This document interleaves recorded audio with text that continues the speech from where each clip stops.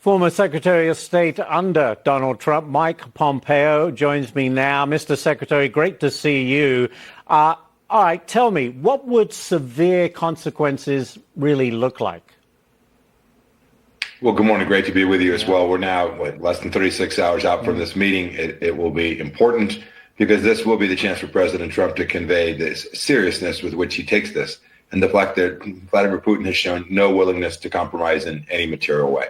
What would they look like? It would look like enforcement of secondary sanctions against those purchasing energy products, mostly from the Russians. It would look like potentially providing even more weapon systems, more capabilities to the Ukrainians to allow them to continue to defend their own sovereignty. We'd sell those weapons through the Europeans, as President Trump has proposed previously. Make no mistake about it, there are many more tools in President Trump's toolkit than there are in Vladimir Putin's. He's exhausted his military. He's exhausting his economy even as we speak. And he is exhausting President Trump's patience as well. So I'm pretty confident that tomorrow President Trump will make very clear that the ceasefire needs to happen immediately and negotiations for a more permanent end to this conflict need to be in the offing also. You know, we know how Putin operates. I mean, honestly, Mr. Secretary, do you think after tomorrow's meeting we will have a ceasefire plan in place or not? Yeah, it's hard to know. I think it's probably not going to happen tomorrow. I think that's true. And I won't be at all surprised if we're surprised if something Vladimir Putin offers. Your point's well taken. I spent a fair amount of time with Vladimir Putin myself. He is indeed that trained KGB operative that we've all come to know as so evil, that's taken 20,000 Ukrainian kids and killed tens of thousands of Ukrainians. So I won't be shocked if we see some surprise tomorrow that he throws a wrinkle in. But I think President Trump's pretty straightforward on this. Yeah. You need to end this. You need to get a ceasefire, wrap it up. This is over. Time's now. So I guess could Putin and Zelensky meet next time around, if there is a next time around? Oh, goodness. This will end some way with Zelensky and Putin actually having this conversation. The two leaders will have to resolve this.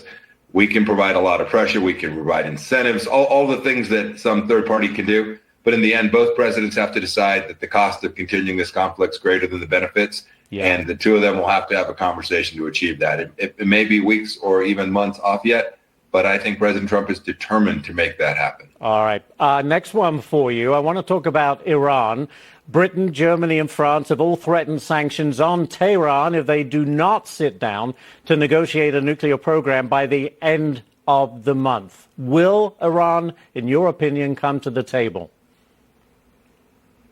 No, Iran won't come to the table because they now have come to the conclusion that their only remaining leverage is holding out this hope that someday they'll have a nuclear weapon. They've seen the Israelis strike them with impunity. They've seen the United States strike them, no response.